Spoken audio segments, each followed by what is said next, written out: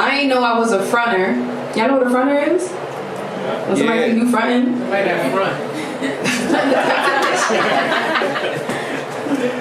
I ain't know I was a fronter until I learned what the girls my age were doing with their honey. In my early teens, I was a closed jar. Unsure if I was jammed or if shame sealed me shut, just that when the boys would hover and swarm in with their sappy mechanics, my homegirls would drop their lids quick and stick past curfews, their collarbones yearning for hickeys they later told their mothers were the bruises of bee stings. We were bee sting to be known and felt.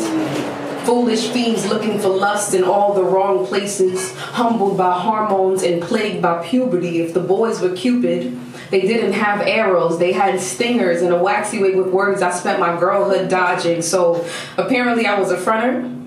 And that was ironic because I spent so many times playing the third wheel in cars I never wished to be in. It's just that it was cold to never let your homegirls ride home alone, especially not in the time of prepaid cell phone minutes. I know y'all remember that time, right? Back then, even if I dreamt of being a fast girl, my body language was way too slow to make it to third base before their mothers got home, because y'all know a free crib was never free.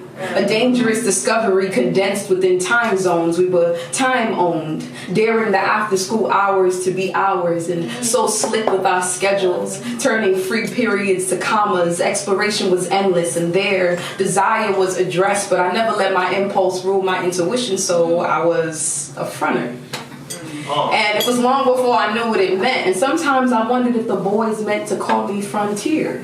Because long before I was a country, I was a territory marked off by my mother's mouth. Shame, a border between me and the foreign lands of sex. So yeah, maybe the boys did mean to call me frontier. A line, a border separating two identities conflicted, because I wanted to play but knew I was nothing to play with.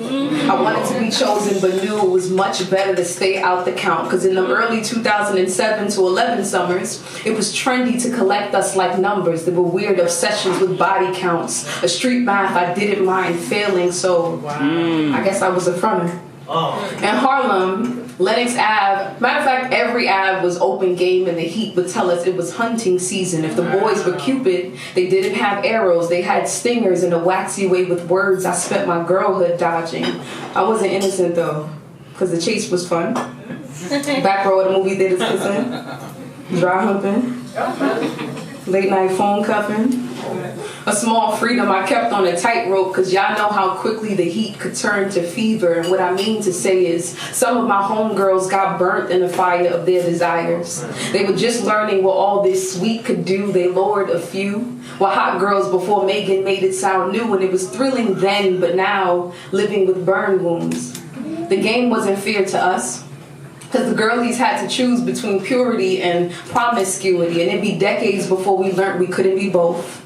Clean and sticky, kept and curious. It'd be decades before we learned our bodies were holding grounds for the things unseen, for the unsaid we didn't yet have language for, unconscious collections and consequences for the parts of us that were caged and the parts of us that strangers' hands made. You know, sometimes I wonder, who were we before we knew ourselves? And who were we before our past came up for air, and where did all our honey go? Thank you. Yeah.